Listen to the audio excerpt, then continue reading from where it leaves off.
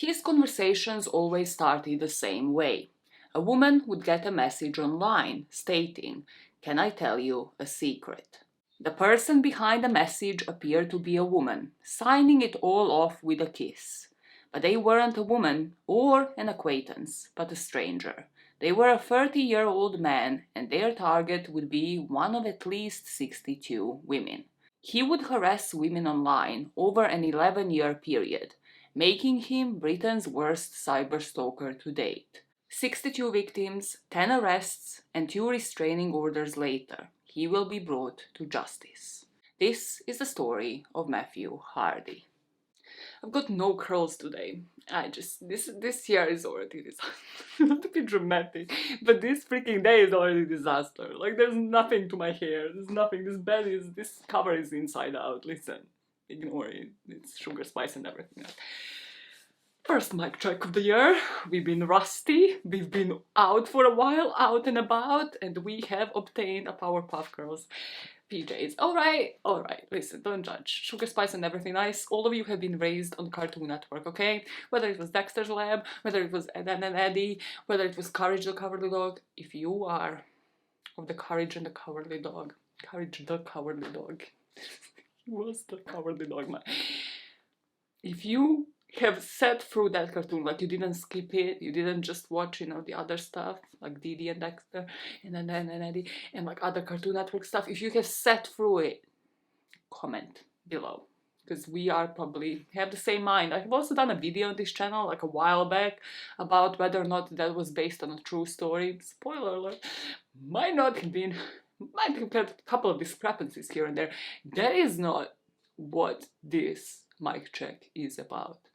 Something that's been pondering on my noggin, right? So, you know, on Spotify, you get the Spotify Wrapped, right? Like if you're listening constantly, if you use the bloody app, but you get it beginning of December because the motherfuckers want a holiday, right? So they don't want to send it the last week of December. That is probably a logical conclusion as to why you get it based off of the algorithm for 11 months of the year. So my question to you is, during the month of December, when it's free reign, it's the Purge, it's the Hunger Games, you can listen to whatever the hell you want to listen to. It doesn't count towards the algorithm because that would be fake. It wouldn't belong to the same year. What songs have you been listening to? Has it been Glee? I suspect a lot of you have been listening to a lot of Glee. You suspect they're fruity, you suspect they're of a certain generation. Yes, Glee, Lonely Island.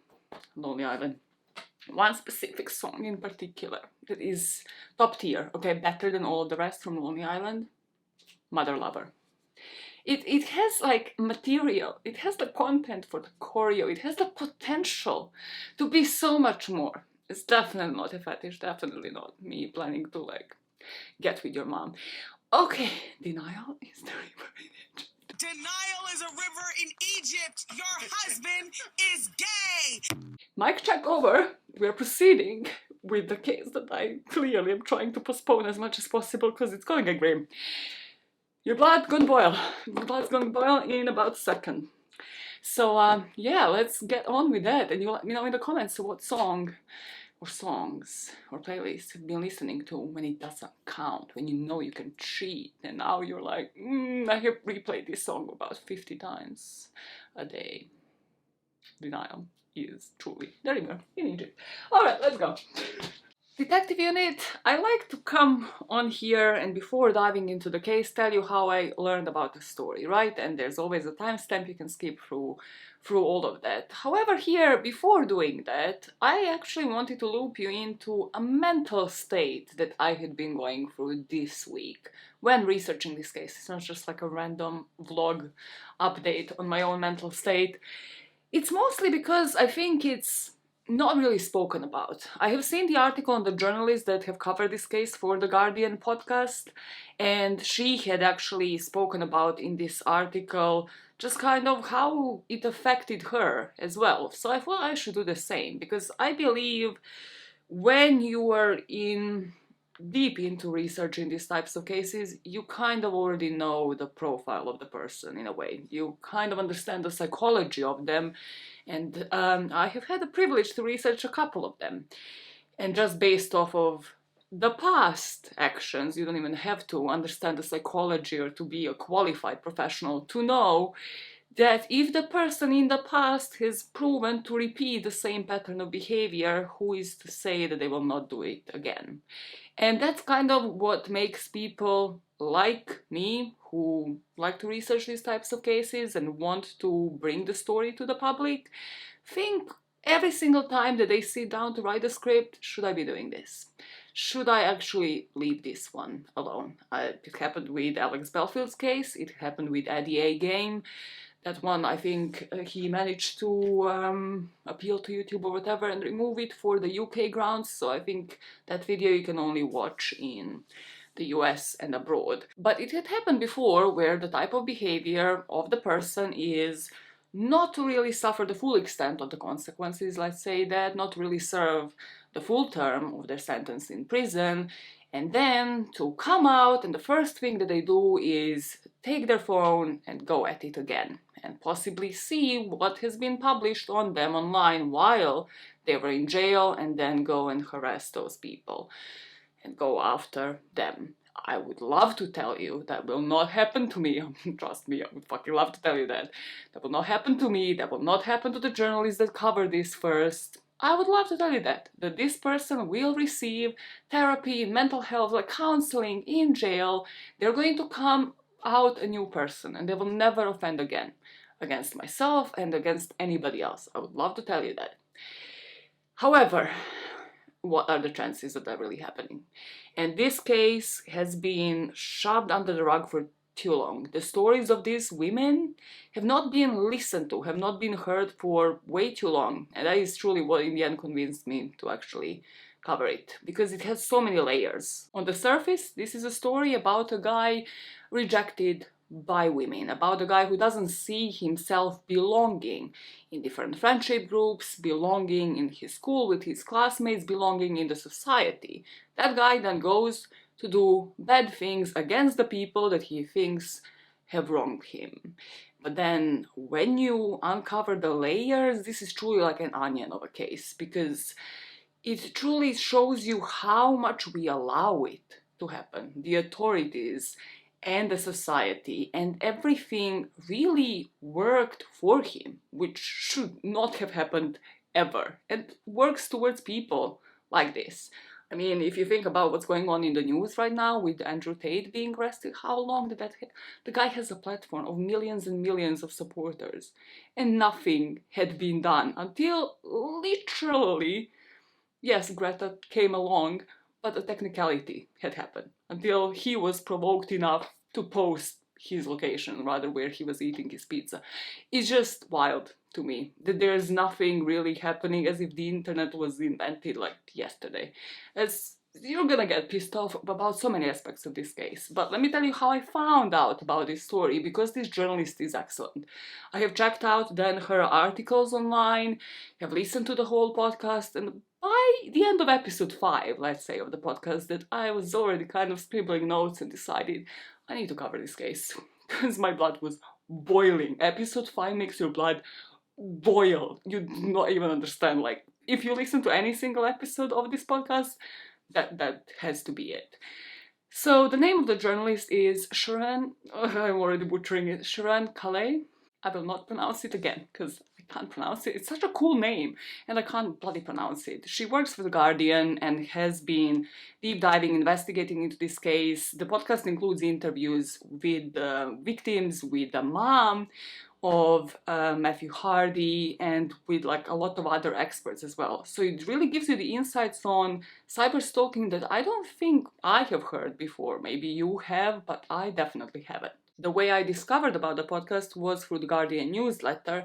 Thought, let's give it a listen. And as I mentioned, by the end of episode 5, that I will heavily discuss during this video, I just knew I had to cover this case, because 62 victims have been ignored all the way up until the trial of Matthew Hardy. I don't know if anybody abroad, you let me know if I'm mistaken, has heard about this case. I haven't heard about it until discovering the podcast and then doing my Google searches into it. And really, when I filter and do these deep dives and, go through the filters throughout the years, there's not much else that this podcast hadn't exposed.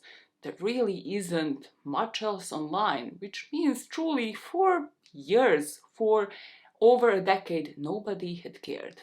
So let us change that and dive into this case. And here we won't start with the background of the offender. It will make sense later why I'm doing it in such a way.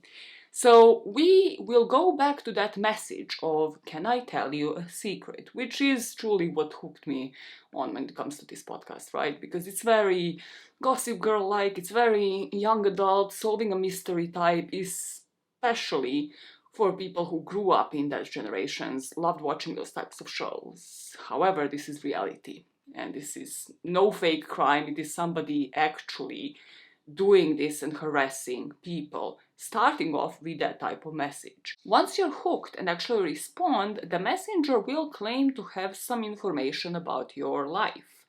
And usually it will be something defamatory, like your partner is cheating on you, or somebody's talking behind your back, or like a family member is involved in some sort of scandal. Let's say you block him, right? That will be the initial response that you will have in this type of situation. Another account appears to message you again. And if you were to stop responding completely, you are to get insane amount of calls, whether it's Facebook Messenger, whether it's like actual WhatsApp, whether it's your phone and them sending you text. You are just going to get insane amount of calls, usually during the night. And if you were to respond, or if a voicemail is an option on your phone, you're just going to get like heavy breathing on your phone from that person, whoever is messaging you. So ignoring him doesn't help, responding doesn't help, engaging with him does not help at all. You just can't win. The journalist for this podcast would hear about variations of the stories. So the meat and potatoes, right, of the misinformation that Matthew would spread would cause rifts. That was the main goal from what it seemed. So it would vary from him trying to break up a wedding, relationships, claiming incest or cheating scandals between the family members, all done in such a way for you to lose any support system that you have around you. So let us go into the specifics of one of the stories, and this will be the one that started it all. In the first part of the video, I'm going to go and speak about 3 of his classmates first, because Matthew started close to home, rather really within his school. And the first person that he would target in the mid-2000s would be his classmate Melanie. From what I gathered, this person is known in some sources as Melanie and in some sources as Andrea. Like, I think the podcast refers to her as Andrea, and a lot of people, a lot of women here have protected their identity because they don't want anything to do with Matthew. After all, I'm going to refer to her as Melanie just because I have seen it in more sources. So she would say she would get a random person messaging her on Facebook.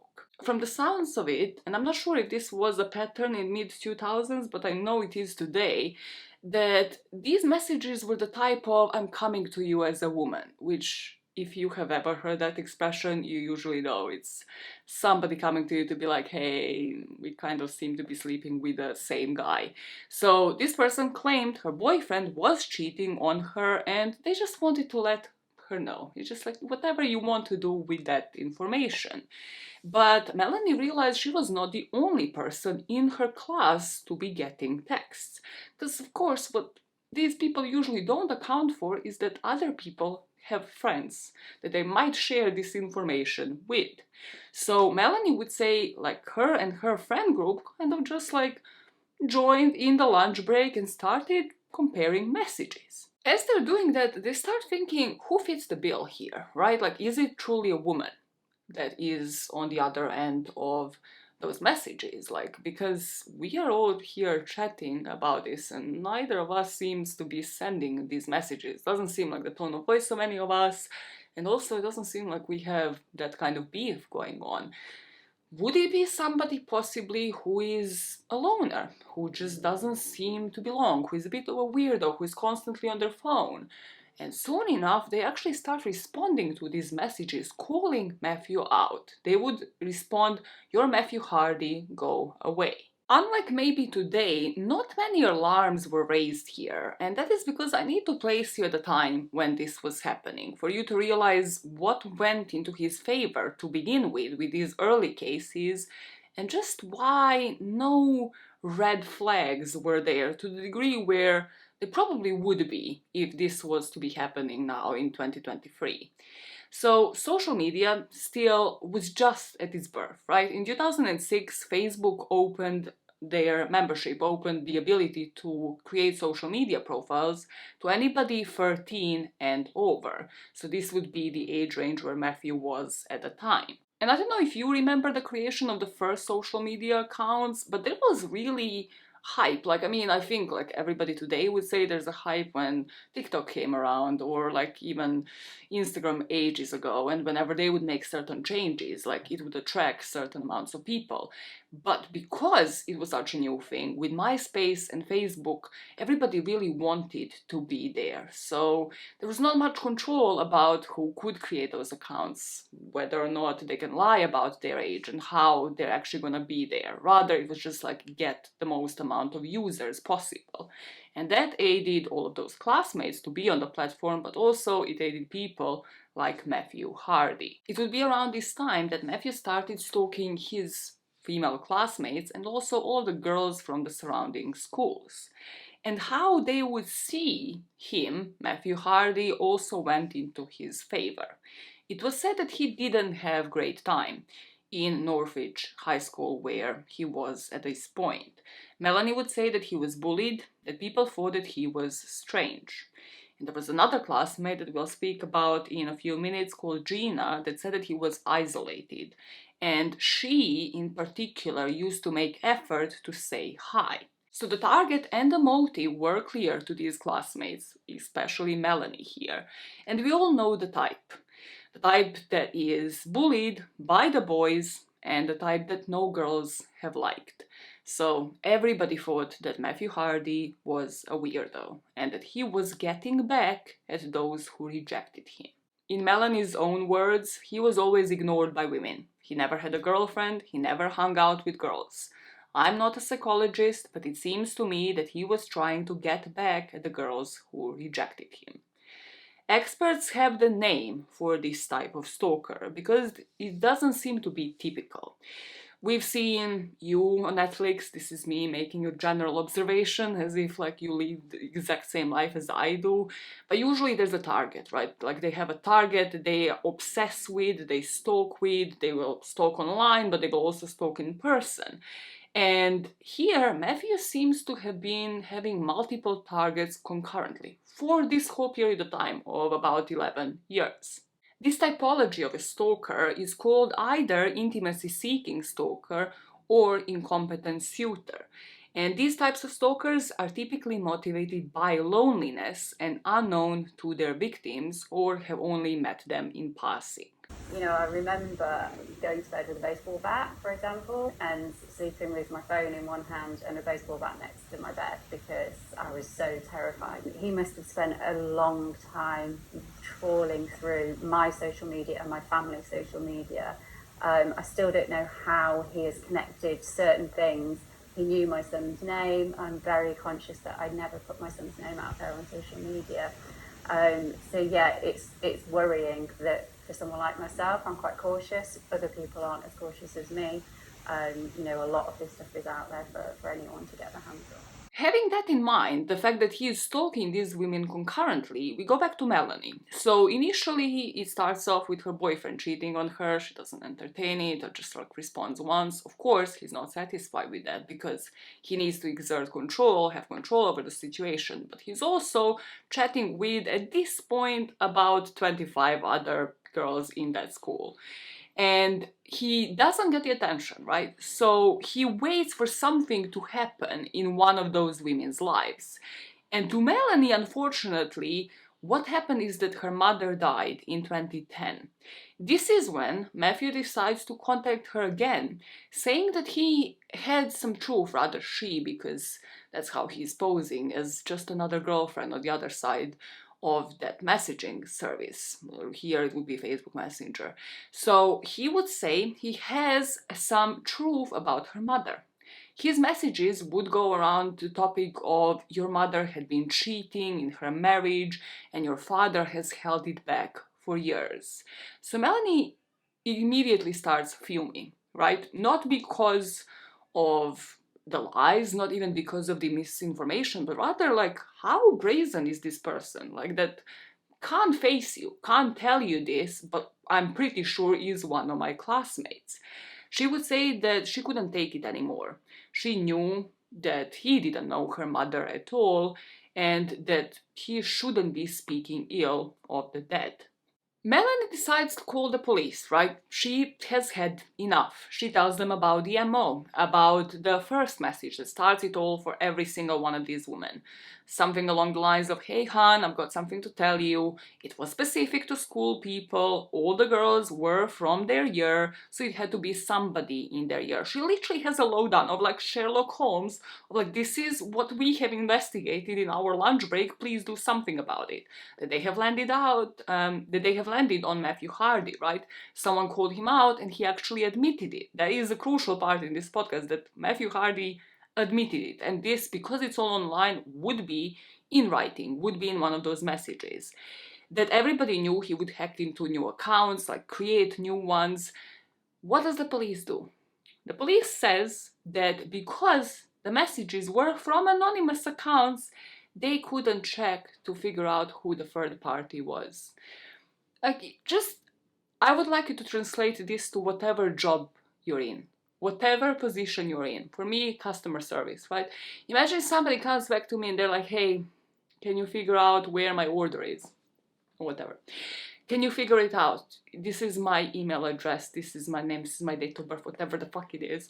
I have the resources to figure that out, right? I put it on the system and I figure it out. You just do the same, my man. You just have everything at your disposal to do your job. But it seemed here that a recurring action, rather inaction, that will happen is that nobody wanted to. Nobody did.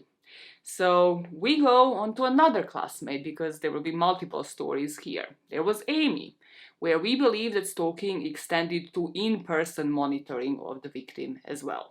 Amy, from all accounts, was in the batch that tried to ignore Matthew Hardy, and by now we know that that doesn't work, and nothing works really. You can't do anything to protect yourself. But we also do know that that results in multiple calls. Amy would say she would get sometimes 50 calls a day. One time, he would say that he saw her washing her car. So this is why we believe that this has actually extended to in-person stalking. Another time, he would comment on the type of shirt, like the color of the shirt that she was wearing. And this is when she started also having emotional distress because of it and constantly crying, and actually reported this to the Cheshire police. They would say that things online were out of control. They advised her to delete her Facebook account and to block the phone number of the harasser. So this didn't work, and Amy had been harassed throughout the years, because we know this happens concurrently. So he just moves on to somebody else, leaves you alone for a bit, and then goes back to you. So by 2013, because she would also be one of the classmates, she just worked at the garage, I believe, sort of, whether it was part-time, full-time, I'm not really 100% sure. But they knew of Matthew Hardy, and the police knew of Matthew Hardy, which is another crucial thing to know here. The police had been provided a series of screenshots of all of the conversations, the numerous harassing accounts, and they knew of Matthew Hardy's name. Because of this, by this point, Hardy was actually brought into the police. He would plead guilty, and he was given suspended sentence and a restraining order by court instead of him actually serving some time in prison. So he gets a restraining order. Amy would say that he would abide by that restraining order for about 2 months, and then he resurfaced. So she rang the police again, saying that he had broken the rules of the freaking restraining order. He's stalking her again. And they said they would investigate, but nothing was done. Amy would say between 2014 and 2017, she would repeatedly call the police, but the police just wouldn't be dealing with it. So now Amy is still dealing with it, it's still concurrent, the police isn't doing anything. So let me give you a story of yet another classmate called Gina. You might remember Gina in kind of like a personal description on the corridors of the schools that I have given you about, where Gina was actually the person that would attempt to give Matthew some time of day, just to say hi in passing. Just be nice to the man, and you will now hear how he repaid that kindness. With Gina's account of events, we actually see how Matthew escalates, because here he faked her account, or rather she would say like he created his own profile and then changed the details so that they reflect hers, and then he added somebody. So every day that she woke up, she would get not the messages from Matthew Hardy, rather from the people that he would contact as Gina. And people would ask her like, hey, is this you? Like, this person just added me. And the classmates knew who he was, so they're like, oh, this is Matthew Hardy. But others didn't, like the family members didn't. And on Facebook, pretty much like if somebody accepts your friend request, depending on the settings at the time, that's it. They can just message you and then spam you continuously. So this happened to her every day. And she was actually scared to even interact with people outside of her house because she knew that Matthew Hardy lived near her. Gina would say she was terrified to go to her parents' house because it was only 5 minutes away from Matthew Hardy's. She had to cover her face with a hood every time that she would go. Yet again, in Gina's case, he used the family death in order to taunt his victims. So here, Gina's grandma passed away from COVID in 2020. And Gina started immediately having a meltdown when she saw, then a couple of days later, a profile with her grandma's details pop up on Facebook and a message pop up from the profile saying, hey, Gina. She knew immediately that was Matthew Hardy and she was by this point just done with it. When Gina would report him to the Cheshire police, which would be the same police force that all of these classmates have gone to and reported Matthew Hardy, she would get a very similar response to Amy and to Melanie. Here, however, she reported him in 2016, so this is 4 years before this final meltdown moment of like her grandma passing away from COVID and Matthew going online again to taunt her. She went to Cheshire Police and the case actually went to the CPS, to Crown Prosecution Service. But in April then on 2017, the CPS refused to take the case on the grounds that nobody was injured. So Gina, just like all of the other victims here, and we are just speaking about the first batch of victims of Matthew Hardy, had felt that nobody is going to do anything until somebody's hurt or killed. This is a sideline, or some of you will consider it a sideline, but I find it pertinent to this story because a lot of excuses, I'm not gonna say excuses, but this is excuses, right? That people will be pointing out to here is that there was no database. So there was no national database and victims went nationwide, right? That is going to be like something that I have heard in this podcast so many times.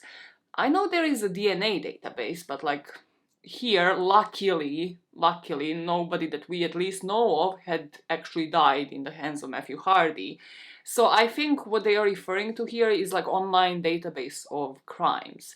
So if, I don't know, somebody in London was to put Matthew Hardy's name online, they wouldn't be able to track him down and connect him to the crimes in Cheshire happening around this time in Northwich.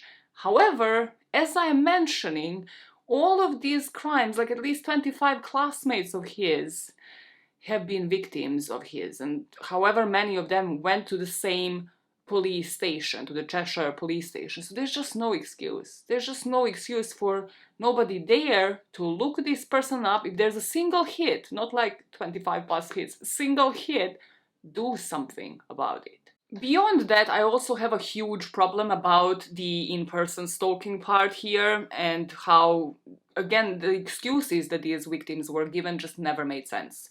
Because just even from the accounts, the screenshots of the messages, literally everything being able to be proven because it's online in black and white, or rather blue and white because Facebook, they would be able to prove it. And certain things like Amy's stalking in particular, The fact that he knew that Gina's mother passed away kind of makes you believe that he was stalking people in person as well. So we have to talk a bit about stalking, go into a bit of Crown Prosecution Service and why they didn't really bring it to court for you to actually understand how archaic the laws on stalking are. I'm going to give you the short of it and just put a couple of screenshots on the screen because I don't think a lot of you will find this particularly interesting, so I try to summarize it in just a few quick lines. The Act on Harassment was introduced in 1997, and then stalking gets added in 2012. Stalking can be committed two ways: stalking involving fear of violence or stalking involving serious alarm or distress.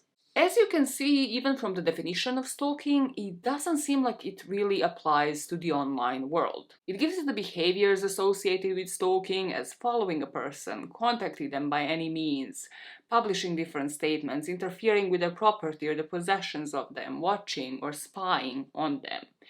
And when it comes to cyberstalking, it is defined as the harassment that can take place on the internet and through the misuse of email, which yet again does not sound like a person, I don't know, in their 20s had written something like this, who is aware of how the online world works.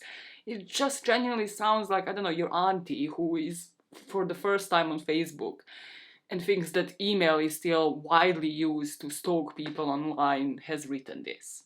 This means when you combine this single paragraph on cyberstalking, and this is from the Crown Prosecution Service website, so very limited information, meaning that it just hasn't been elaborated, hasn't been really worked on in terms of laws, in terms of sentencing, in terms of anything really. So when you combine that when it comes to cyberstalking, and then stalking and harassment just being seen as a serious offense if some harm is done to a person, then we have to speak about the sentencing. What does it mean in terms of actual indictment? You, in short, have to prove fear of violence for the person to get something that isn't just a few months behind bars. So for harassment or just stalking, the maximum is about 6 months in jail.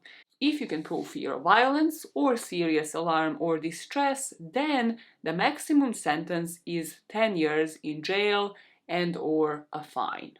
From the podcast, we get a bit more insight from the actual experts in cybersecurity, and they define cyberstalking as malicious or obsessive following through internet presence.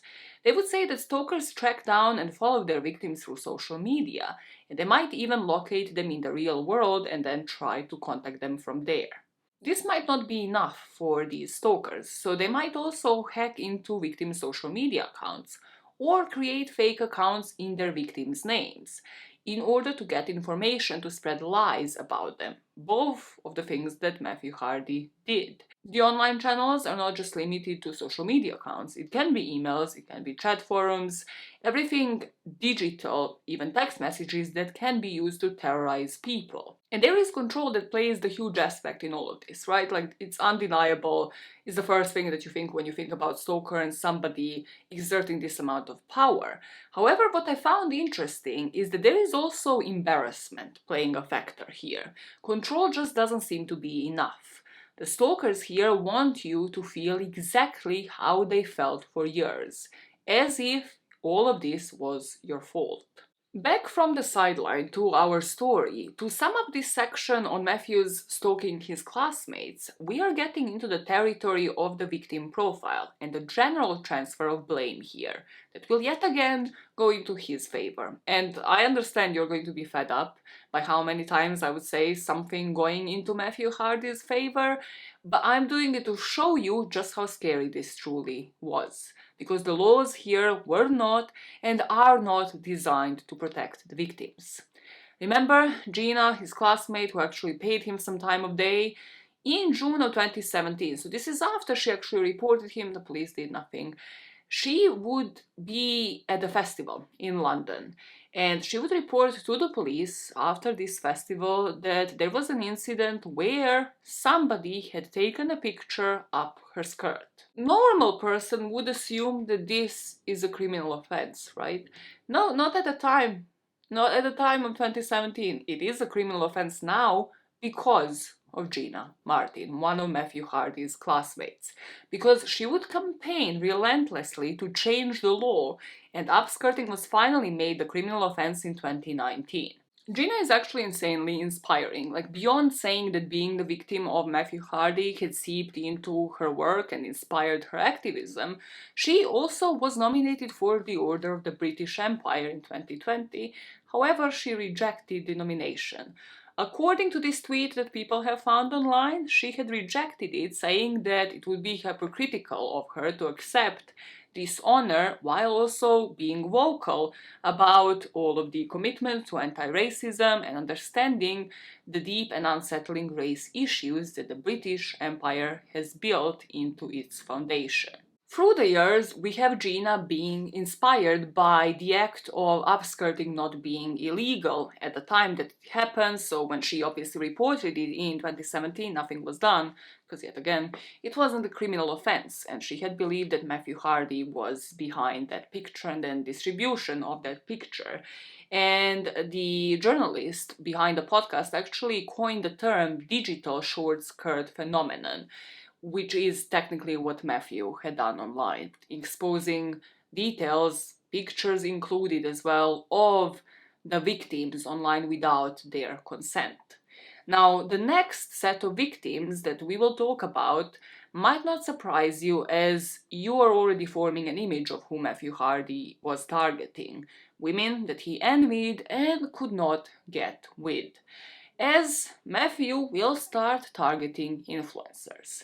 So there are really three phases, rather three target groups for Matthew Hardy. The first one we had already spoken about: the girls that he would go to school with, the girls in his proximity, right?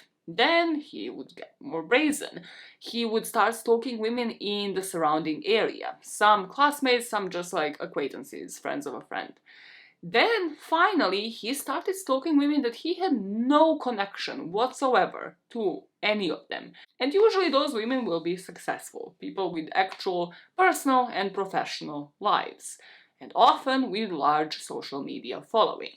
In 2018, there was a woman named Zoe that was on the target list for Matthew.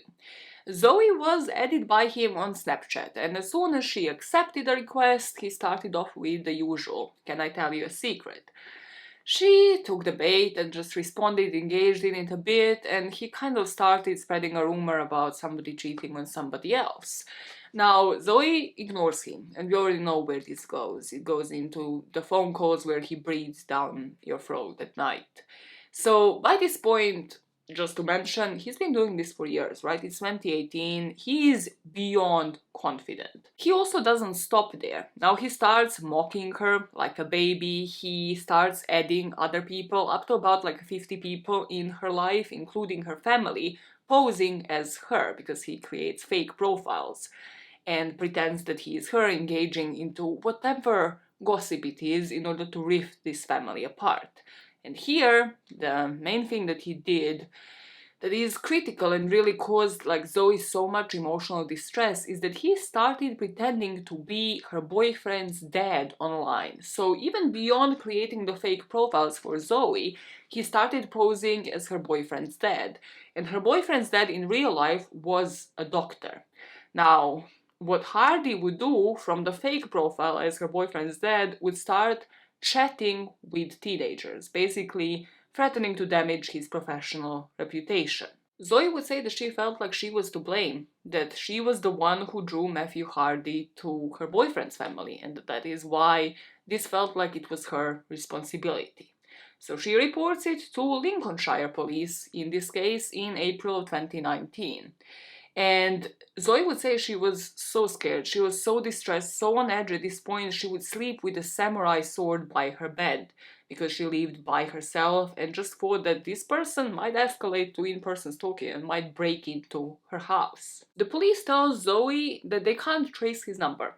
They can't really do much about it. And why? What would be the reason why the police can't do their job? Well, they only do that, tracing of someone's number, in high-profile cases like a rape or murder. So Zoe's response to them was, so you have to wait for something to happen to me before you can do anything.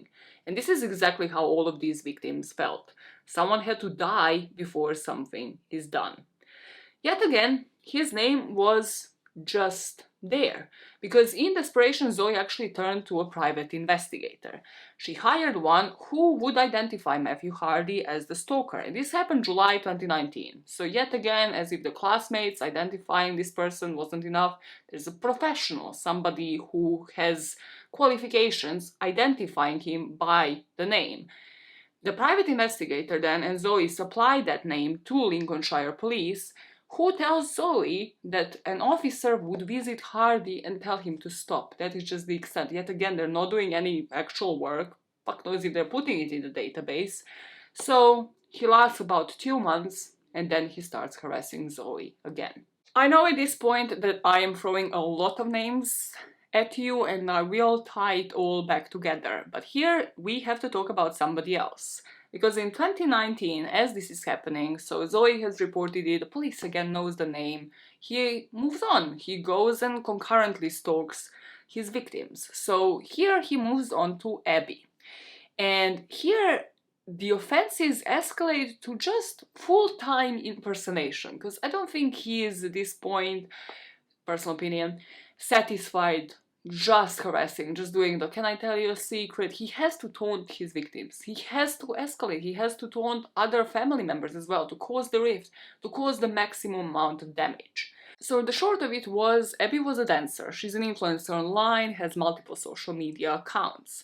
And Matthew would go on to impersonate her, so create fake accounts with her name on them, start off conversations with co-workers, usually of sexting nature, and would also obtain intimate pictures of Abby and then would offer them to strangers for sex.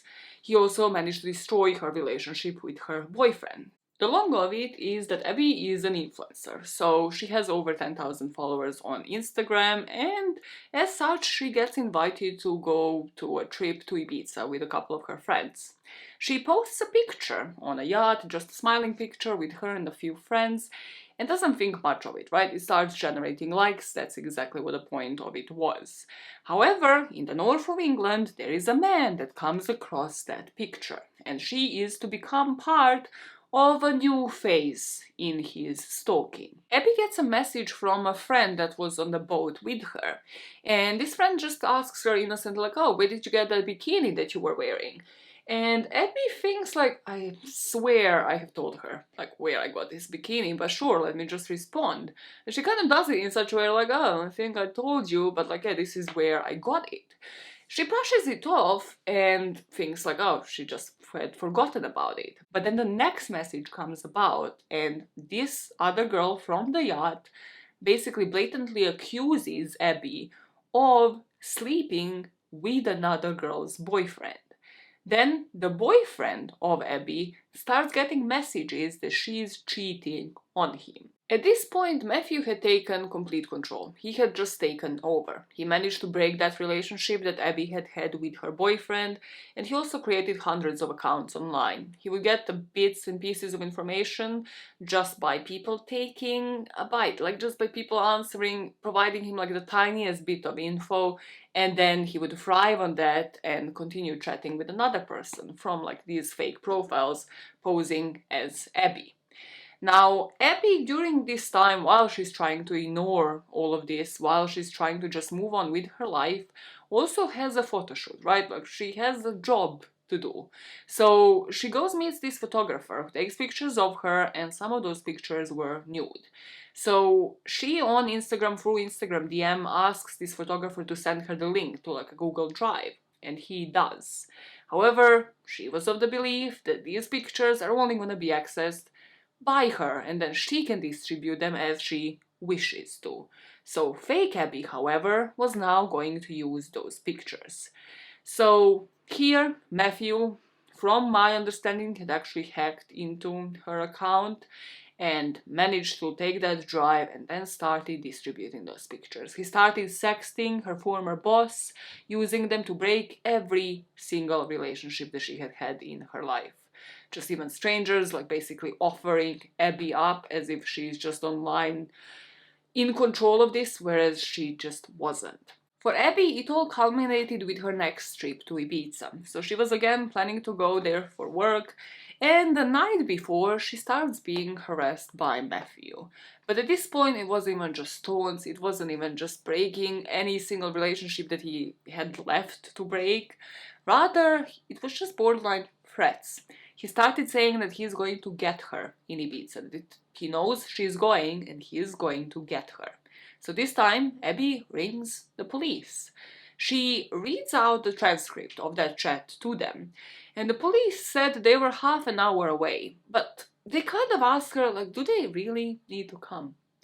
So Abby just said yes, like, what do you say? Like, it just seemed like this wasn't an imminent threat for them. The police didn't come in the end, from what I gauged, and she sat awake the whole night, just terrified, thinking that he's in front of her house, thinking that he's going to break in and get her, either there in the UK or in Ibiza. With Abby, we really get the insight here that you don't get with cyberstalkers, or rather not the ones that aren't as notorious as Matthew Hardy was, because the blame really falls on her. And this is by her family, from what Abby had said, and also by the police. The family, like after, being contacted by all these fake accounts, would tell Abby that she is the one who needs to work this out. The auntie of hers told her, like, she's going to block her on everything, she doesn't want any of the drama brought onto the family, and that it is her fault. And Abby would say, like, she got upset because it wasn't her fault. She wasn't trying to bring this drama to the family, and it just really hurt her bond with so many family members. The police, on the other hand, had no sense of urgency, and what happened with the influencers in particular, they would kind of advise them, like, just stop posting. Why don't you just put your profile on private and just stop, this thing that brings you the livelihood? As if somebody yet again would tell you, just stop doing your job and somehow survive on something, because we don't want to be bothered to do ours, so now you stop doing yours and somehow figure out how to live. This made Abby feel like she wasted police time, like she's just some blonde girl on social media who was posting where she was all the time and wanted attention. The journalist behind the podcast would say this is the same thing that happens with sexual assault victims. They're blamed for the clothing they wear, the amount of clothes they wear, they're asking for it. It's the same thing with a large online presence. It is seen to make these women culpable for whatever harassment they have received. Due to the police ignorance of somebody who is clearly escalating, Matthew managed to get away with stalking so many people from different ranges, usually the three groups that we have spoken about.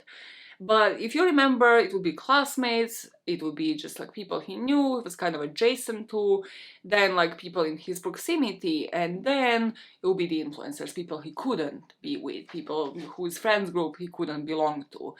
In one such occasion, I was only able to find one story, and I find it particularly interesting that belongs kind of to the second group, because this is the closest that Matthew Hardy came to his own family, and it came with the story of a girl called Sabrina. Sabrina was the friend of Matthew's aunt.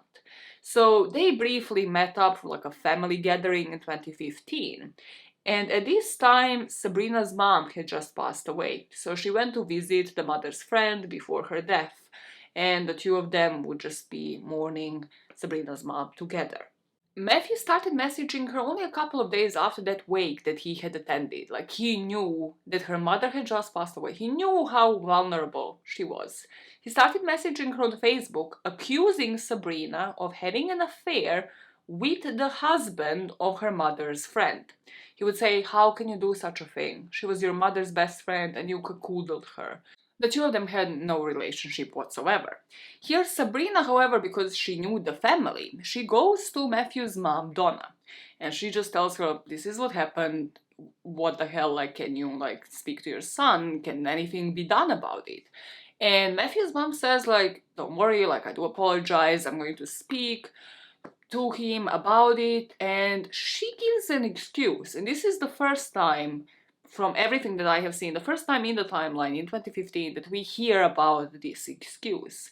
And the excuse that Donna, Matthew's mom, gives Sabrina is Matthew's diagnosis of autism, that all of this behavior is due to him being autistic. So here I'll bring you back again to his classmates getting together and figuring out this was Matthew Hardy, but maybe back in the day, in the mid-2000s, not doing much about it. And this is, yes, because he was a loner, he was a weirdo, they just didn't think that this is going to escalate. But this now adds an additional factor. And this would be the concerns of Matthew's mental health. A lot of people just didn't want to give him up to the police due to this. Because of this, however, Matthew continued. Because of this, he managed to invent the whole relationship that Sabrina had apparently had with her mother's ex-boyfriend that was, by the way, a 78-year-old man. And it seems to me like once he was actually provoked, once Sabrina did go to speak to his mom, he tried to make Sabrina completely socially dead.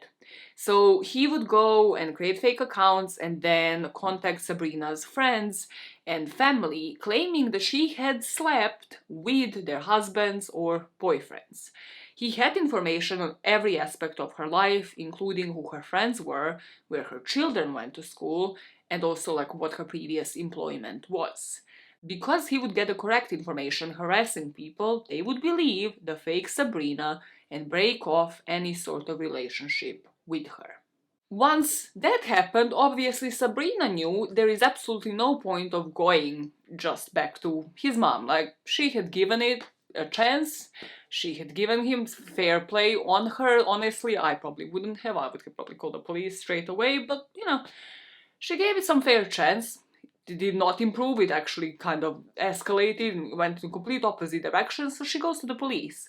She reports the case and the police advised her to block him online because that's what they do.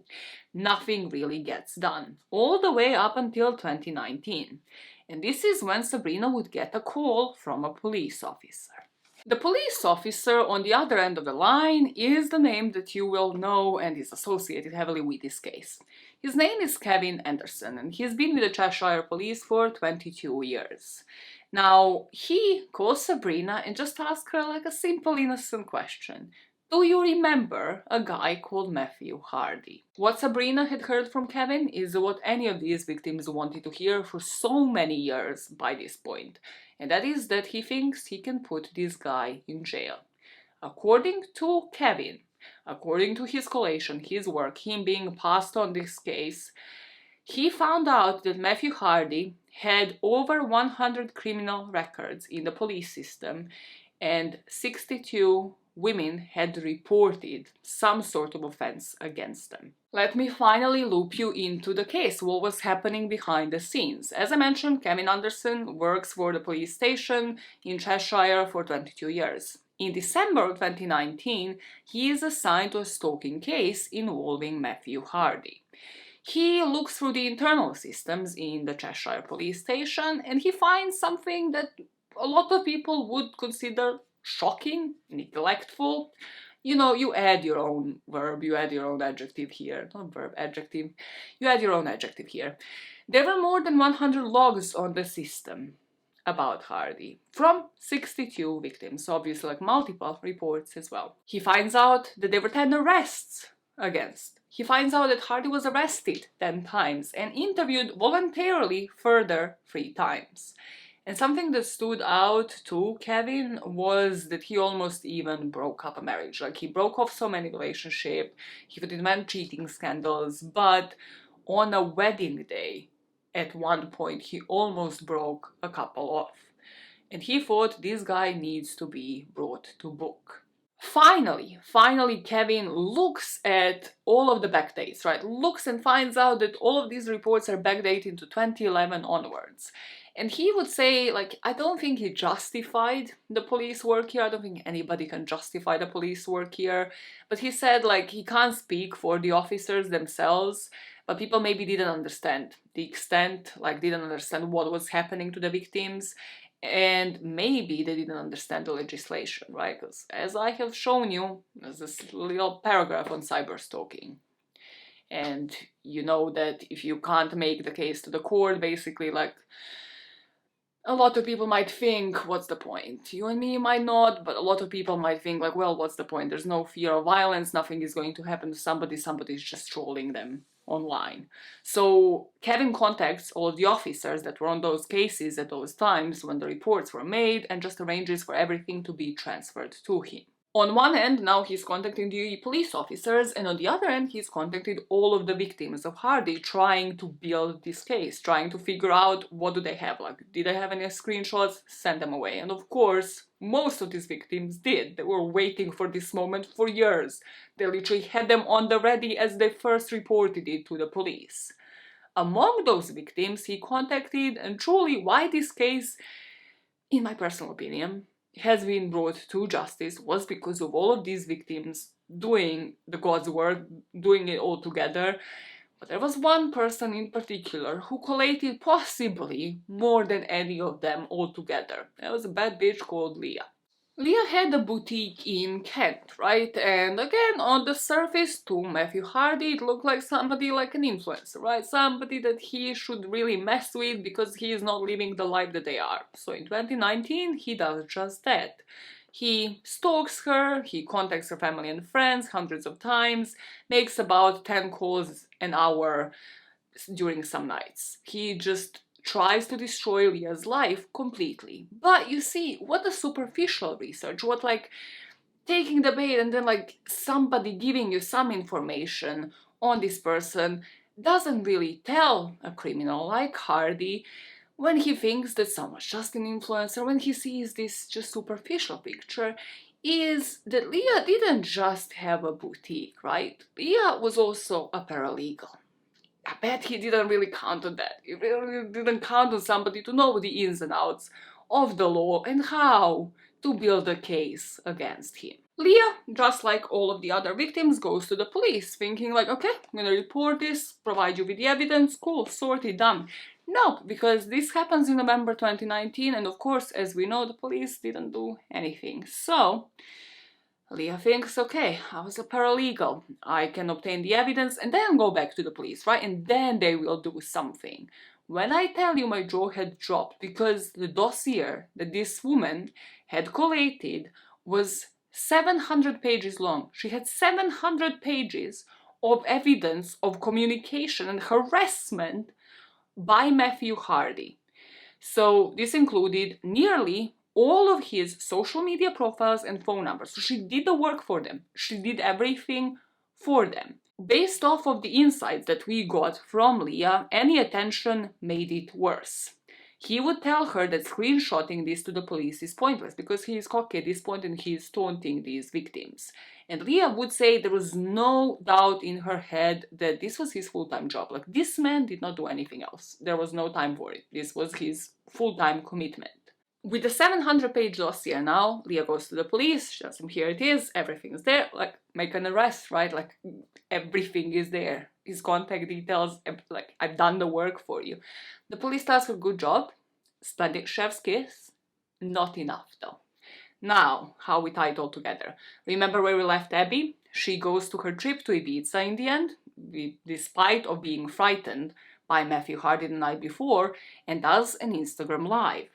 And among the comments is Matthew Hardy himself. So she rushes to check social media and he messaged her from his personal account. So now she knows the name as well, confessing that it was him. He literally outed himself. Abby makes the police report to the Cheshire police. And this is when our police officer Kevin connects the dots. So Kevin pulls data from the phone that Matthew Hardy was using and builds up that evidence.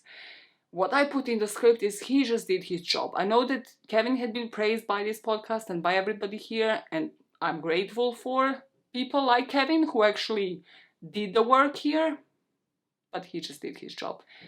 Somebody could have Kevin this in 2011. Somebody could have done this a lot earlier and saved so many people so much emotional damage and potentially some like serious aggravating crimes. Not that this wasn't serious, but you know what I mean. Because we all spoke about how stalking can actually obviously result in other crimes, in in-person crimes and murder. At this point, from the insights from the podcast, we find out that this case didn't even need a tech expert. Like the same way that Leah, the paralegal, has actually collated the evidence and managed to figure out it was all his accounts. If you looked up a prank caller website and basically put the number that Matthew was contacting people with, there were about 400 plus lookups for that same number. So clearly, same person, same IP address, same everything is operating from the exact same location and the exact same device. At the other end of the town, Amy luckily reaches out to the same no-nonsense police officer. She also finds out that he's at the police's radar, that Kevin is looking into it. And the police officer again figures out the identity, that this is the same person that had been stalking Amy, because in 2011, the year that he started stalking Amy, he was also hacking into another classmate's account. And on behalf of that classmate, he was just talking dirty, sexting others, basically pretending that he was her. Now, with the dossier and with the physical evidence from multiple victims, as well as the proof that Hardy is behind all of the accounts, he finally gets arrested. In February of 2020, he is arrested by the police, and in March of the following year, so 2021, Matthew Hardy was charged with multiple stalking offenses. So let us speak about the man himself before we talk about the sentencing and the sentencing that he had gotten for all of these offenses. Matthew's mom, Donna, would describe Matthew as somebody who was a really good kid, somebody who was really close to the family, especially his grandma. Well, he was actually close to both of his parents, but you see, his parents got divorced when he was 5 years old.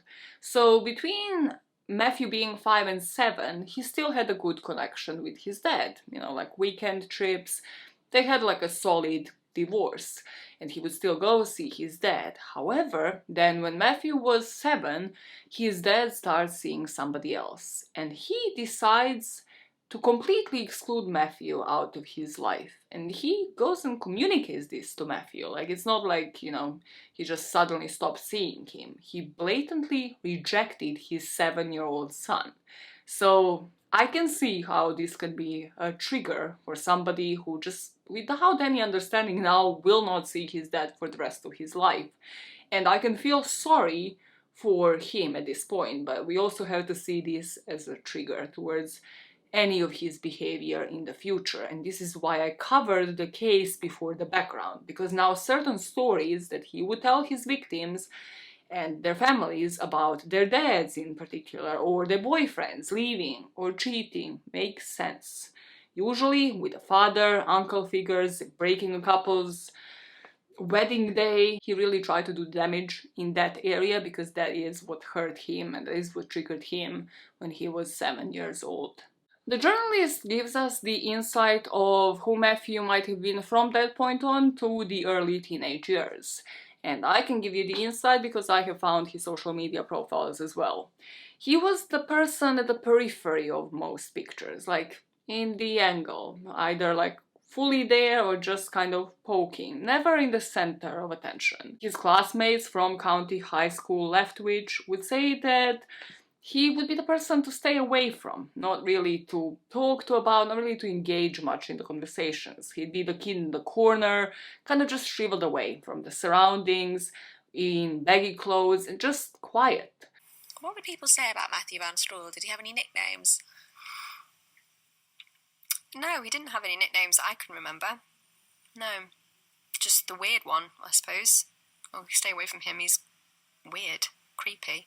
People would give us insights of who he was in class, like he would be sitting on his own, he struggled with maths and certain subjects, he only had one friend, and he would maybe try to get involved, right? He would maybe try to be part of a joke, laugh at it, but just would be ignored. Like, we know that type. Like, some of us were that type, let's be honest, and didn't go to commit a lot of fucking shit that he did. The only memorable thing his classmates remember him doing is there was this occasion they were given notebooks and they were putting their names on top of them. And Matthew put Joey Blogs instead of his own. If you are a fake Brit like me, like not born and raised here, Yeah, it's kind of like Average Joe. It's a placeholder name here in the UK. I had to Google it. I know, I'm not proud to admit it. I'm not proud to admit it with the amount of years I have lived here, and I have no clue. I was so lost. When I tell you, I was lost. It's like, what, is this funny? Is this like a comedian? No, not a comedian. Not a fucking comedian. Anyways, what the classmates would also say was that Matthew didn't seem like somebody you would worry about. Like, the professors also wouldn't say that, because like, if not classmates maybe, but like the teachers would raise some alarm bells if he was somebody who was aggressive, who had vindictive traits, who was constantly seeking revenge against people that bullied him, against, you know, the girls that wouldn't get with him. But he wasn't, not at the time. With the type of person I have just described, you would expect somebody like Matthew Hardy to have been bullied. And a lot of people would confirm that, including his mom, including his classmates. It would just be who would know the extent of what, and we still don't know the full extent. So there was a classmate that was interviewed for the podcast, and she said she got it bad. So that means for her, like, Matthew was literally at the bottom of the barrel, so he probably got it a lot worse. The mom was interviewed for the podcast, and she would say, like, she doesn't know the extent, but he would come back to the house and would kind of say like he was bullied, and she always thought like it might have just been because of the clothes, like he was wearing baggy clothes, and maybe it was because of that, because of the way he looked. This is who Matthew was within the school walls, and these were his early stalking days. And we know that after school, he never went to uni, he never got a job, so this became his full-time job. He was just online day and night. He would retreat into his block of flats, into the flat where he was, and then his room, and would just never leave. And we don't know the exact year, but the podcast makes me think it was after school that he got the autism diagnosis. So the mom never mentions the actual year, but she did say that she noticed the difference in him at the time. She noticed he was getting more and more withdrawn. He would retreat into his computer after leaving school, and at the beginning, she said, like, she didn't really understand the social media, right? Like, she didn't get why he would be, like, with his face in the screen at all times. But it seemed like the catch was the more friends that you have, right? And that was truly where Facebook was at the time, and I mean, the whole thing with influencers and stuff. It is the more followers that have, the more friends that you have. But the friends aspect, I think, for Matthew really had him in a grip. The mom would say that at the time it seemed like he had a girlfriend, that he was into football, and even if you go and look at his Twitter account, it did seem like he was quite passionate about football, but passionate from what I have seen in an angry way. You know the type yet again. The type that is like, I would have done this better, like, how dare this player play like this, and like, I don't know, do a penalty. I can't speak football terms, I can't for shit, but you get a type. Like, it's not the type that would ever write anything positive. It's the type that would shit on how his team is playing as if they could just be on the field and do it 10 times better. In the episode 5, that if you remember, I found the most triggering, and it was what made me decide to cover this case. The mom was interviewed, and she would show the picture of him going to camp with his girlfriend. It kind of gives us the impression that Matthew might have had a life, right? It's mean to say, I get it, but rather we see the other side of Matthew compared to what everybody else had described. And this is where it all began, with him hiding behind the screen, starting it off with his classmates, with Melanie, and then his horizons have widened. So let me focus on episode 5. Let me tell you why this triggered me so much. As I mentioned, episode 5 solely focuses on the interview between the journalist that works for Guardian and then his mom. So his mom brings a couple of interesting points, does give us the insight, a completely different side to Matthew that we haven't seen before, about his passions, about the fact that he had a girlfriend apparently at some point in his life, and how he was autistic, how he retreated into himself. So everything I have spoken about so far, right? Cool. I'm just going to give you a debrief of this episode, and then you can tell me your opinions in the comments, and I will tell you mine, okay? I built a bridge. I was filming for about like a couple of days when I first heard this episode. I have since built a bridge. So I'm just going to try to be as indifferent towards the information I'm about to give you as possible, and you tell me what you think, okay? In this podcast episode, Matthew's mom Donna talks about the time that Matthew was given a restraining order and community service. According to the mom, she wanted the police to deter him and keep him for a few hours or just do anything to get him better, for social workers to do anything. And according to Donna, he only got assigned a social worker despite of the charges, despite of him having restraining orders, being brought to the police. He only got assigned a social worker to help him with assisted living, so based on his diagnosis, a few months before his sentencing. Donna speaks about the charges brought against him and his victims, saying that if she had a daughter, would she encourage her to pose in bra and underwear? No, some things need to be kept personal. So when the journalist kind of questions this more, calls her out on it, some would say, thinks that this might not be the best response ever, the mom says, well, we just don't live in a perfect world. You can't just share anything online. When faced with his actual threats towards these victims then, or how he's gonna get them, how he's going to find them wherever they are in the world, the mom would say that this is just the stuff that people say online every day. If you want to be involved in that, then stay on there. The mom would also mention the court appearances of the victims once this was actually brought to trial, the part of this case that we are yet to talk about, saying that the victims were expected to behave in subdued way in court. That's just not really her experience of how these victims actually appeared. But also, she hasn't listened to the impact statements, nor has she seen any of the messages saying what would it help her with. What would she gain from seeing that or acknowledging that in any way? So cool, that's pretty much a summary of episode 5, and as I have told you, I have built a bridge since my blood boiled for about a couple of days, but I just wanted you to have this part of the story, both so that you have that side of Matthew and also to have an explanation as to maybe how Matthew's opinions have formed, because in my personal opinion, this does explain a thing or two about who Matthew was, how he might have been brought up, or even maybe what he might have heard in passing, right? Because even if this isn't just drilled into him every single day, where he is a victim and whatever he does is justifiable, while if somebody else posts their life online, gets a living from what they do online, that's not because they're posting whatever they want, and they shouldn't be doing that because they should be acting a certain way in court, because they should be acting a certain way online, whereas the same rules do not apply to him whatsoever. Even if he was to have heard that just in passing from Donna to like a neighbor, something over coffee, probably stuck to him, probably stuck with him, and then you have that whole underlying trigger of like his father abandoning his mom, like the whole cheating experience, or how he must have perceived that, because the parents were already divorced, how he must have perceived that as a 7-year-old. You combine that and you get Matthew Hardy. I have never heard something like, and I'm so grateful that this journalist had found his mom and like managed to get the interview. I've never heard something explain someone's psychology and behavior so well up until this point. I heard that episode, I was like, oh my god, this explains everything.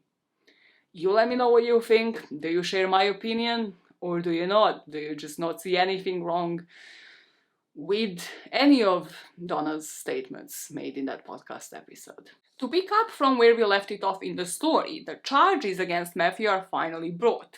Now, when I say charges, there will only be 5 charges that they managed to bring to court. When you look at the stats, it comes as no surprise. Most police don't take stalking seriously, and only 11% of stalking reports in the UK lead to charges. When a crime is charged, only 0.1% of cases result in an actual conviction.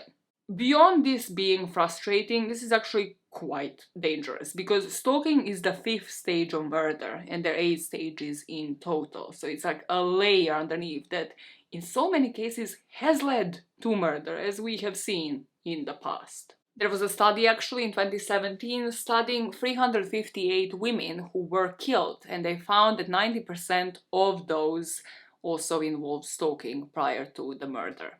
So Matthew pled to 5 counts of stalking, which means that only 5 cases were strong enough, or rather Kevin managed to find enough evidence for only 5 of those for the basis of his indictment. So many women that we have heard on the podcast, that I have spoken about today, that we have heard about like in the papers, so many women that came forward that did not come public afterwards were just not included in the court case. And PC Kevin Anderson is in the gallery as well. He's worried about this day for months. I was staying up at night thinking, could I do more? You know, I had a lot of sleepless nights. My partner would tell you that. I just wanted to make sure that whatever I did, it was going to be enough. The trial, from my accounts, took place between October 2021 and January 2022. We know that he was sentenced in January 2022. I'm saying that I think this is when the trial took place because there's nothing official online. I couldn't find a PDF or like a court document, anything official that was made public. So we know a bit about how the trial went and what the courts have heard because of the online articles. So let me loop you in. The courts would hear that Matthew created fake profiles on social media in order to befriend men and women, family members and friends across the UK. He would sometimes pose as those people, sometimes he would pose as victims in order to gather information and then cause further embarrassment. The community in the court was finally formed. The victims would finally meet, and the courts will hear the messages read out by the victims themselves. A group of women approach each other, warily at first. And that was when I met them for the first time. But we spoke on message, like they've messaged and said, we've said nice messages to each other. And like one of the girls, she lives up in North. She said like, I feel so connected to you. Like if you ever need me for anything, I'm here. And I was like, oh my God, the same for you. They trade stories about their shared stalker. That obviously made us laugh a bit when we were sat in the waiting room to go in, because they were exactly the same thing. It's always, can I tell you a secret? And that obviously made us laugh a bit. The extent of the stalking was explained by the prosecution. Prosecutor Andrew Green would say how on one occasion Matthew targeted a small business owner, calling her more than 70 times, and set up a fake profile using her own pictures to speak to people close to her. The judge would hear about rifts in the families and about the extent of Matthew taunting his victims, where he would say things like, it will never stop, you know, and good luck figuring out who I am. And everything that the prosecution had presented was supported by evidence. The messages, the dossier from the victims that they themselves read out, and the confirmation by the police that they were sent from Matthew Hardy's phones that he was the one creating those fake identities. So what was the defense's angle? Because this seemed like a pretty strong case. Slam dunk. Well, the defense argued that Matthew belonged in the lower category. He already pled guilty, and that somehow automatically gets him 25% of his sentence off because of his plea, but also they were fighting for the lowest sentence possible. Cool, completely understandable. What they would present Matthew as would be as a young man struggling with his mental health, anxiety, and autism. He was trying, according to the defense, not my own words in any way, shape, or form, to make friends in the only way that he knew how to. So the defense painted a picture that his mom had painted, that some of his classmates had painted, of somebody struggling with abandonment, with rejection, who wanted to live a full and happy life, who would go online and see people living that life that he so desperately wanted. And the way that he reached out to people is how he was trying to make the connection, make actual friends, and fit in. His defense lawyer, called Sarah Hake, would explain that Hardy had autism, learning difficulties, and mental health issues. She would say he was unable to form relationship, he lived an isolated life, and this had led him to try to fit in the only way he knew, which is online. But then, as these people rejected him, they didn't want to be his friends, he would lash out. The main proof for Sarah's argument was just how all of this conversation started. Hello, can I tell you a secret? Just completely innocently started. Then it's the victim's problem that they rejected him, harassing them, and then obviously he would lash out. It's just completely justifiable based off of him being autistic and the learning difficulties. This is a sideline, right? Because I googled these people's names. And I googled Sarah's name, his defense lawyer's name, right? So I find it interesting and definitely intentional that he was represented by a woman. Cool. No doubts there, right? We all agree on that? Cool. If you look at Sarah's career, however, there's another interesting fact, because just even from the notable cases on her own website, I can tell you, I don't see a single case that I would not classify as controversial. She clearly is somebody who might choose these cases in such a way where it can benefit her career. Let's say that in the most politically correct way possible, because there's some cases there that look gut-wrenching. I'm just gonna leave it on the screen. You read it if you want, but she has defended some people that you're like, why, girl? Let's speak a bit about autism here, because it's interesting and it's something that I have never heard before. I haven't heard autism being used as a defense, actually, ever, and which makes me maybe a shitty person that is into true crime, I don't know. Like, have you ever heard about autism being used as a defense before? I just find it wild. Why do I find it wild? Because 1 in 100 people have autism. So about 1% of the world's population, meaning about 75 million people. I mean, why are not all of them doing something that, you know, results in crime? Not encouraging it, just saying. I think it's a bit of a piss take when it comes to people who are struggling with something like autism or Asperger's, which is something else that they would claim that Matthew had. Like, later I'll speak more about this, but I think it's just a piss take towards people who actually have some mental health difficulties, learning difficulties, and lead a completely normal life. Have not hurt a bug, have not killed a flea. And yet we have Matthew Hardy and his whole defense team saying that this is because of autism. Now, something that I haven't heard about, but I have on this podcast, is this expert stating that it predisposes you to stalking. Hear me out. It only does it in a small percentage because of fixated behavior. So, still, it means that autistic people, can understand what's right and wrong and what rules are being broken. However, then we have the other extent of that where Matthew just escalated. He was taunting these victims. Usually, when you point out to somebody who is autistic that they are hurting somebody else, they would stop the pain. They would want to stop the pain for that person. However, Matthew didn't do that. Simon can't talk about Matthew directly as he wasn't involved in the case, but he's led new research into how autistic people are treated in the criminal justice system. It's important to say right at the outset that most autistic people are not involved in criminal behaviour. Autistic people can understand what's right and wrong, and they can understand rules and when rules are being broken. So we shouldn't sort of think of autism as a kind of a defense against culpability, and in the sense of forming an intention.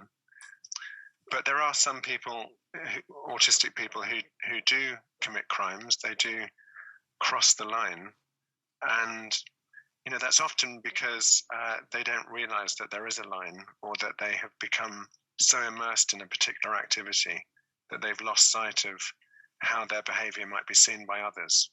The defense would use the first part of that, the fixated behavior, the fact that he had history of this diagnosis, the fact that he had mental health issues, that he was just trying to make friends, as a mitigating factor. Cool, it's their right to do it.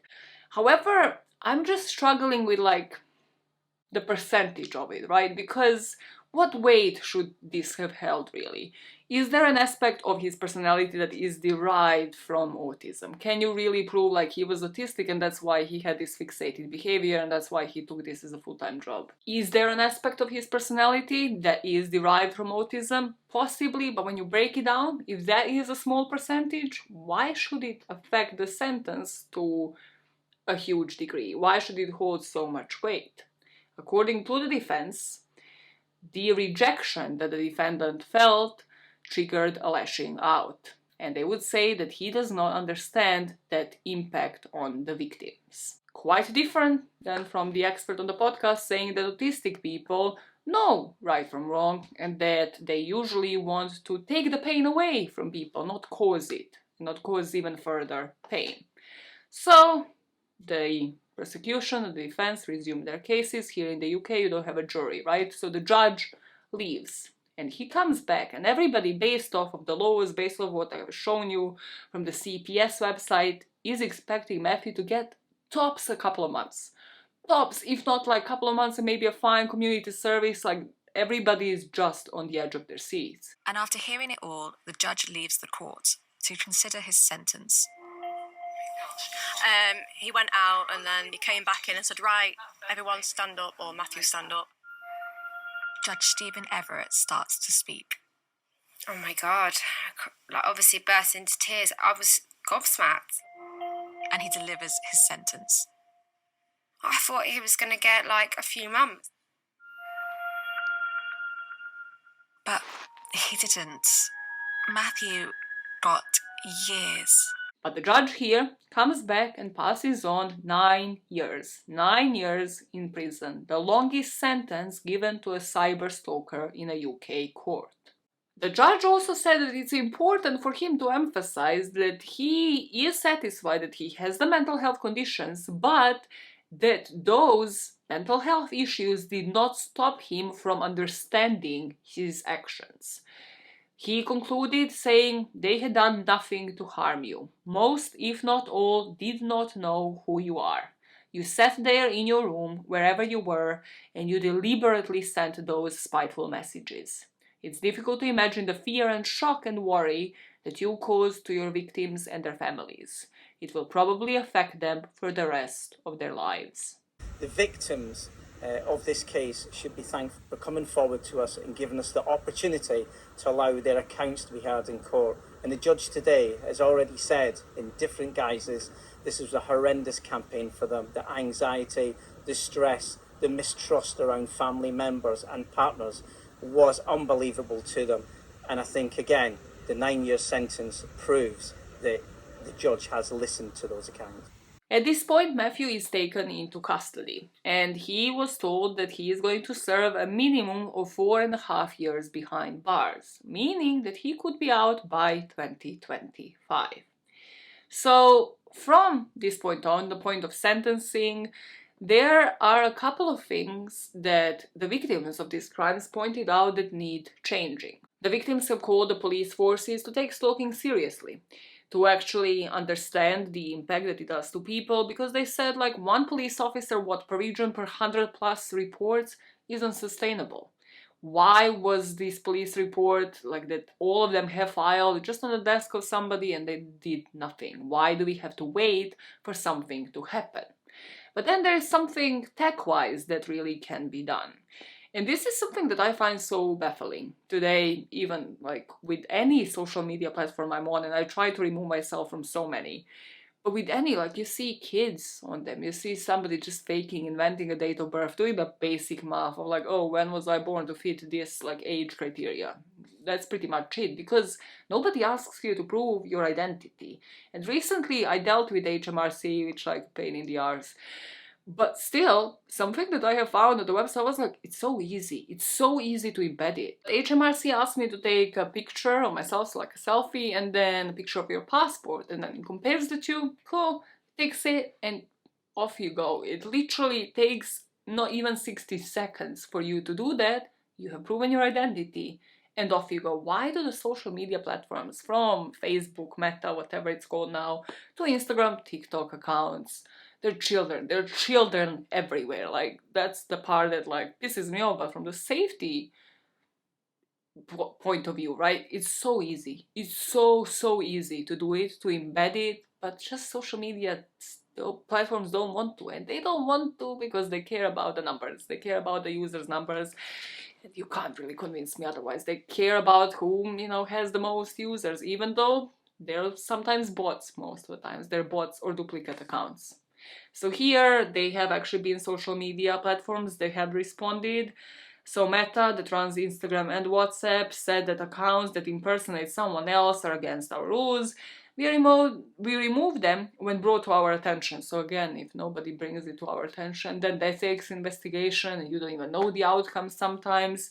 They have also said that they have provided, like, basically the data to the police officers when asked. Again, that takes forever. Just like, let's do things in a non-retroactive way, in proactive way, if you wish. Let's just embed something, because the internet wasn't invented yesterday. The first www was not created yesterday. It's very easy to embed this. As somebody who worked in customer service, like, very easy.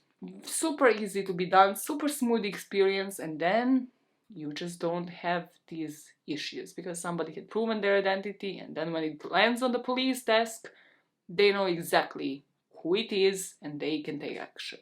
They do need to take action, but according to Susie Lemplu's website, also police needs to take it seriously, and they also need to work with the platforms, because if platforms had worked together to identify this pattern of behavior across multiple accounts, reporting incidents of abuse would have been an effective way of tackling these crimes.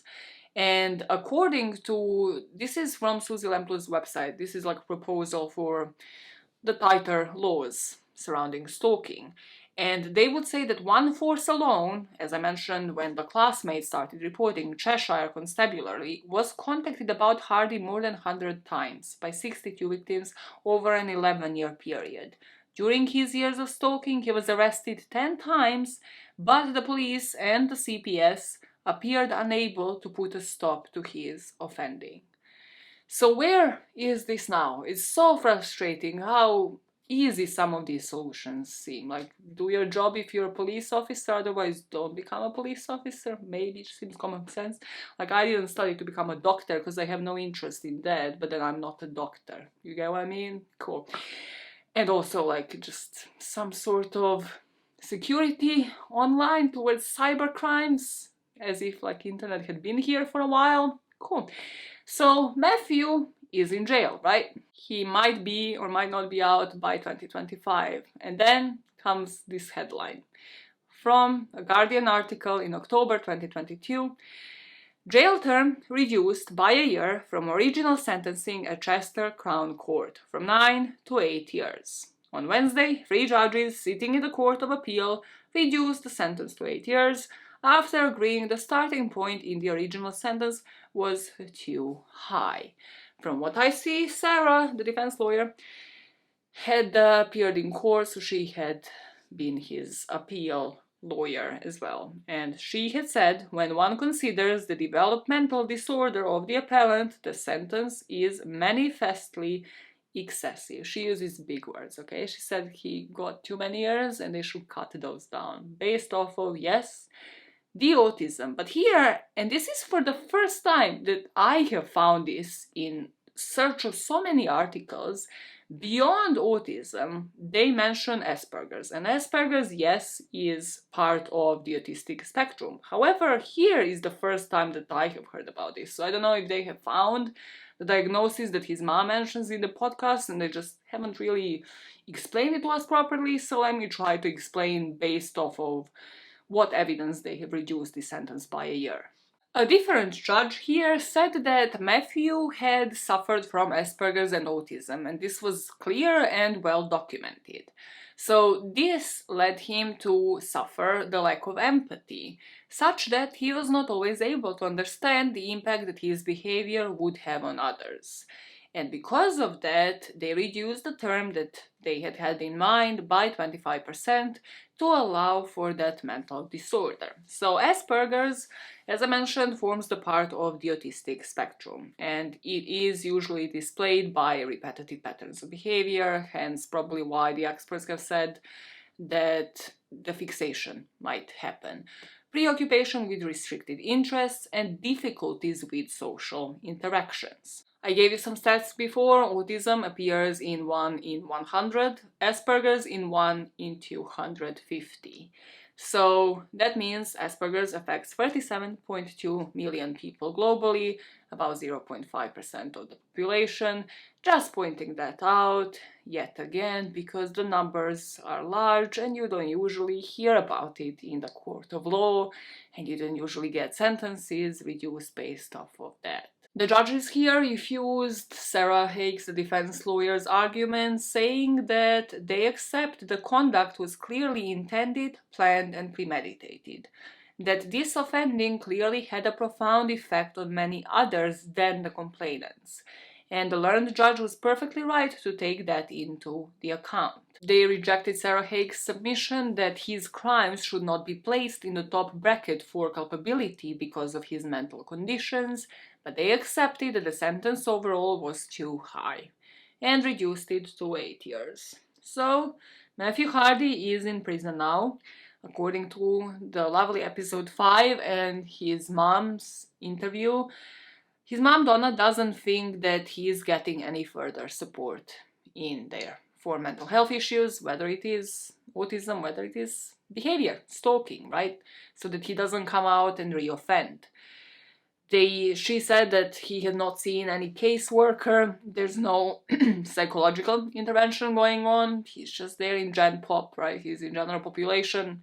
There's nothing special happening. He doesn't see a therapist. He doesn't get any help for any of his issues. She again sees it from the perspective of her son being a victim, while the journalist and some of us, say most of us, are seeing this in the can we please get him some help so he doesn't continue doing the same thing when he's out.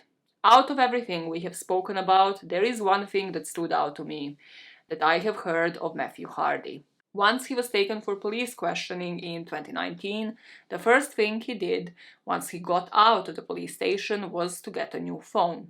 He was back at it again the first chance he got. If we were speaking of a serial killer today, they would have been charges for each and every one of their offenses. Why do the same rules not apply when it comes to the charges of rape or stalking? I would love to be proven wrong, with Matthew Hardy leaving the prison after having served the full term of his sentence, never offending again. But if the views towards the victims of the cyberstalking crimes don't shift by that point, the laws certainly won't. Meaning women will be left with the exact same issue they faced in 2011 with the rise of social media.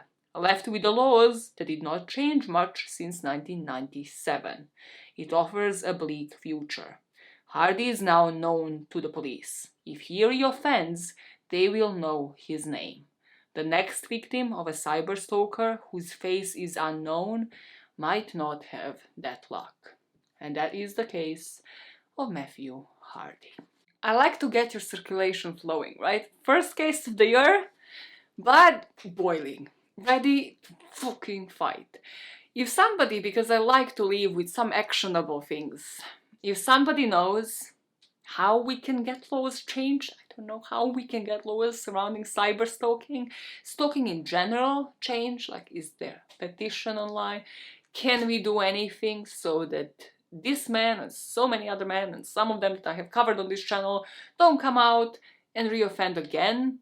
Can we change what happens inside of the prison, like inside of the prison walls, with rehabilitation, with getting these people out in such a way where they have received some therapy, some counseling, have a caseworker assigned, somebody that makes sure that, again, they don't go and reoffend? Please let me know. If there is a way out there, let us know. I'll pin it. I'll pin the comment. I'll share any sort of resources that you guys might have. I'll share Susie Lempla's website below. I have shared when I covered her case. but obviously their family and everybody involved in the organization is working to prevent further stalking and like just trying to make the laws around it tighter, like make it more modernized. I don't even know how to say, like you have seen what I have displayed during this video. It's all as if genuinely it's all happening in 1997 when it's not. Technology didn't catch up, laws didn't catch up. It's frustrating as hell. So if anybody knows any actionable points, let us know in the comments and I'll share. We share the knowledge, we improve the share, okay? I shall now retire to my chambers, however, to edit this video and then publish. You know how it goes. Research, then record, then edit, then publish. Cool. Got it. You say your chambers. You literally live here. this is where I spend 90% of my time. And that's not like, ooh, a sexual innuendo. Like, yeah, fucking here constantly. No, it's not. It's really not. I just lie down, I work from there, because this looks presentable in meetings. There's so many people that have been deceived by this wallpaper. What the fuck? Look at it! I can't tape it properly. Like, it's not taped even properly. Anyways, I'm not blaming it on you, you just buy into the dream. This is a bookshelf, yes, this is actual books. It's gonna fall any second on me. But yeah, I'm retiring to these chambers where I spend most of my days. This is not a sign for help. Blink for help. This is not it. This is not it. And I will hopefully release this for you in a day or two. Yay! Leave in the comment section below all of the answers to all the questions that I have asked throughout this video, from your Spotify go-to when you're cheating and when you're listening to Lonely Island, to how we change the world. I don't ask for much, I ask for everything at all times and will not settle for anything else. Alright, this sounds like a threat. Maya out, I will see you guys in about 10 days or so. You know how it goes, we're back, let's go, Maya out.